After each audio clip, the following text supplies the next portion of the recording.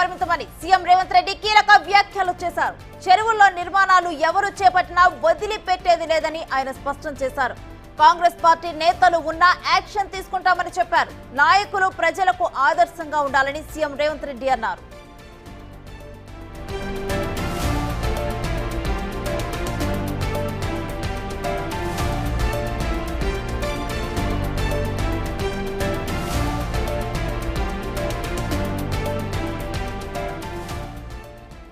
ఇక ఇదే అంశానికి సంబంధించిన డీటెయిల్స్ మా deputy bureau chief Sadiq live లో అందిస్తారు.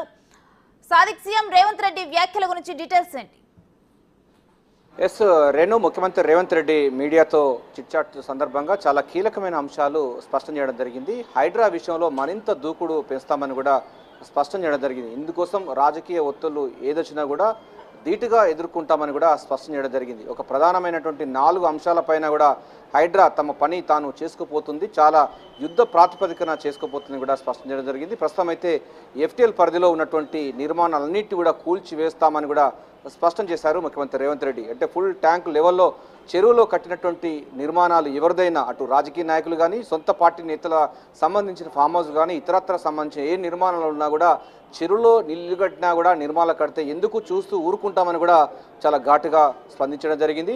సో ఎఫ్టీఎల్ పరిధిలో ఉన్నటువంటి నిర్మాణాలన్నింటి కూడా తమ భేదం లేకుండా కూల్చి వేస్తామని కూడా స్పష్టం చేస్తారు. ఆ తర్వాత నెక్స్ట్ లెవెల్గా బఫర్ జోన్లో ఉన్నటువంటి నిర్మాణాలను కూడా పూర్తి స్థాయిలో కూడా నేలమట్టం చేస్తాము. ఎందుకంటే చెరువుల పరిరక్షణ అన్నది చాలా ప్రాధాన్యత తీసుకుంది. హైదరాబాదు కనుక మనం ఇట్లాంటి వ్యవస్థ తీసుకురాకపోతే హైదరాబాదు కనుమరుగయ్యే ప్రమాదం ఉందని కూడా ఆయన ఆందోళన వ్యక్తం చేసిన ధర్మిలా ఇటు ఎఫ్టీఎల్ పరిధిలో ఉన్నటువంటి నిర్మాణాలను కూల్చివేస్తాము. ఆ తర్వాత బఫర్ జోన్లోకి ఎంటర్ అయ్యి అక్కడ కూడా హైడ్రా తమ పనులు చేస్తుందని కూడా స్పష్టం చేశారు. ఆ తర్వాత నాలాలు కబ్జాలు చేసినటువంటి నిర్మాణాలపైన కూడా ఉక్కుపాదం మోపుతాం. అవి కూడా నాలాలను కబ్జా చేసినటువంటి నిర్మాణాలు ఎంత పెద్దవారిదైనా ఎవరిదైనా కూడా ఆ పూర్తి స్థాయిలో కూడా నేలమట్టం చేస్తుంది హైడ్రా అని కూడా స్పష్టం చేశారు. సో దీంతో పాటుగా ఇక 4వ లెవెల్ అంటే మనకు ఎఫ్టీఎల్ పరిధిలో ఉంది నిర్మాణాలు, అదేవిధంగా బఫర్ జోన్లో ఉన్నటువంటి నిర్మాణాలు, తర్వాత పార్క్ నాలాలకు సంబంధించినటువంటి దాంట్లో ఉన్నటువంటి నిర్మాణాలను కూల్చివేసిన తర్వాత పార్కులను కబ్జా చేసినటువంటి వారిని కూడా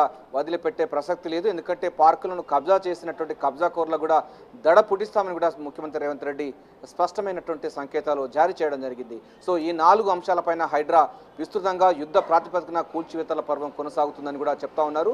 సో పర్యావరణ పరిరక్షణ, జీవ వైవిధ్యం నెలకొల్పాలి, హైదరాబాదు విశ్వనగరంగా ఉండాలంటే ఇవి చేసి తీరాల్సిందని కూడా ముఖ్యమంత్రి రేవంత్ రెడ్డి స్పష్టం చేస్తూ ఉన్నారు. సో హైడ్రా ప్రస్తుతం అయితే హైదరాబాద్కు పరిమితమైందంటున్నారు. సో ఎమ్మెల్యేల నుంచి కూడా ఇతర నాయకుల నుంచి కూడా తమ అంటే ఎక్కువ డిమాండ్ వస్తున్నారు. ఈ అంశంపైన తదుపరి నిర్ణయం తీసుకుంటామని కూడా స్పష్టం చేస్తున్నారు.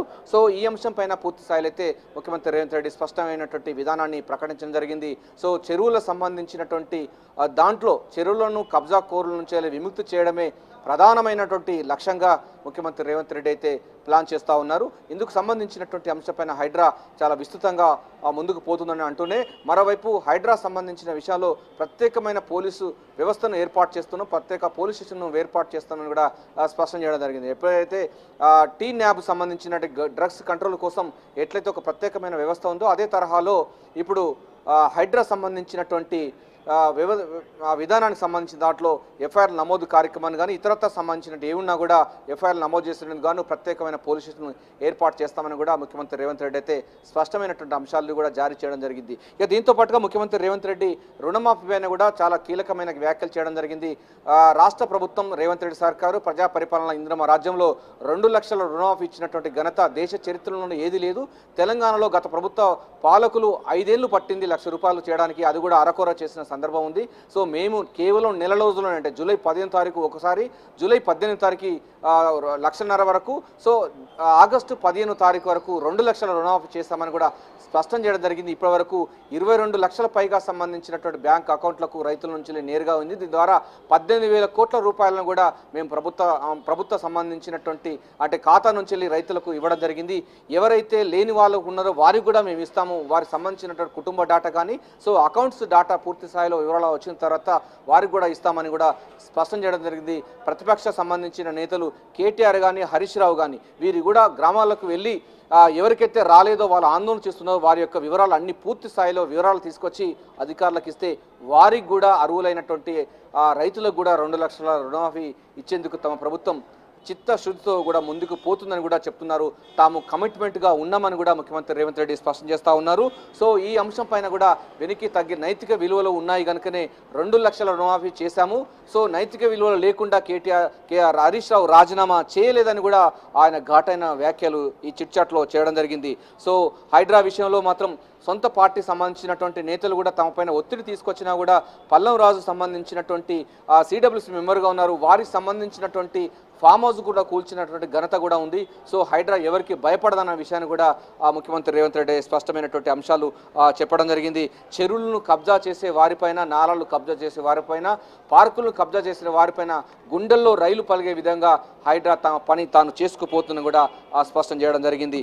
దీంతో పాటుగా మనకు యుద్ధ ప్రాతిపదికన చేస్తూనే మరోవైపు కేటీఆర్, కేసీఆర్ ఎవరు కూడా అంటే ప్రతిపక్ష నేత ఇంత జరుగుతున్నా కూడా ఇటు రైతు రుణమాఫీ విషయంలో కానీ, తెలంగాణ తల్లి విగ్రహం కానీ, లేకపోతే రాష్ట్రంలో జరుగుతున్నటువంటి అభివృద్ధి పైన ఒక్క మాట కూడా మాట్లాడకపోవడం పట్ల కూడా చాలా తీవ్రంగా ఆక్షేపించడం జరిగింది. అసలు ప్రతిపక్ష నాయకుడు ఉన్నాడా అని కూడా ఆయన సంబోధన వ్యక్తం చేయడం జరిగింది.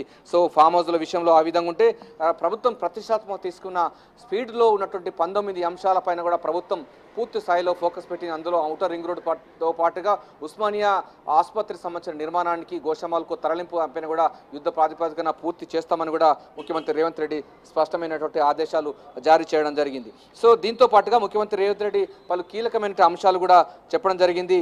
సో ఆదర్శంగా ఉండాల్సినటువంటి రాజకీయ నాయకులు అటు పార్కులను, అదేవిధంగా చెరువులను, నాలను కబ్జా చేస్తున్నట్లయితే ఎవరు బాధ్యులని కూడా, ఎవరికి ఆదర్శంగా ఉంటారని కూడా ఆయన స్పష్టం చేయడం జరిగింది. సో ఆదర్శవంతమైన నాయకులు చెరువులను కబ్జా చేయకుండా ఉండాల్సిన బాధ్యత వారి గుర్తెరగకుండా వాళ్ళు కబ్జాలు చేయడం ఏంటని కూడా జన్వాడ ఫామ్ హౌస్ను ఉద్దేశించి ముఖ్యమంత్రి రేవంత్ రెడ్డి మాట్లాడడం జరిగింది. సో ఆదర్శంగా ఉండాల్సిన నాయకులు ఇట్లా కబ్జాకోరులుగా మారితే ప్రభుత్వం చూస్తూ ఊరుకోదు, ఇక్కడ ఉన్నది రేవంత్ రెడ్డి అని కూడా ముఖ్యమంత్రి రేవంత్ రెడ్డి అయితే స్పష్టమైనటువంటి హెచ్చరికలు జారీ చేయడం జరిగింది.